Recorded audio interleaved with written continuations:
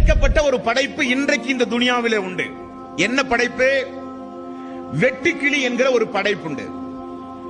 இதை குறித்து இன்றைய விஞ்ஞானிகள் என்ன சொல்கிறார்கள் தெரியுமா?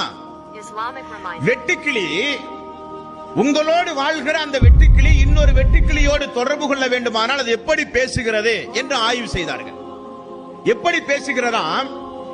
ஒரு வெட்டுக்கிளி தன்னுடைய காலோடு இன்னொரு காலை கொண்டு உரசுகிறது. அதிலிருந்து ஒரு சப்தம் வருகிறது. இந்த சப்தம் 1/2 கிலோமீட்டர் தொலைவில் இருக்கக்கூடிய இன்னொரு வெட்டுக்கிளி புரிந்து அது என்ன பேசுகிறது என்பதை தெரிகிறதாம். அந்த அளவுக்கு அது சப்தம் வாய்ந்ததாம். அந்த சப்தம் நம்முடைய காதிலே விழுகிறதா? இல்லை. ரசூலுல்லாஹி ஸல்லல்லாஹு அலைஹி வஸல்லம் அவர்கள் சொன்னார்கள், ஒரு அடியான், கெட்ட அடியான் இறந்து போனால் அவனுக்கு கபரில் கடுமையான தண்டனை கொடுக்கப்படுகிறது.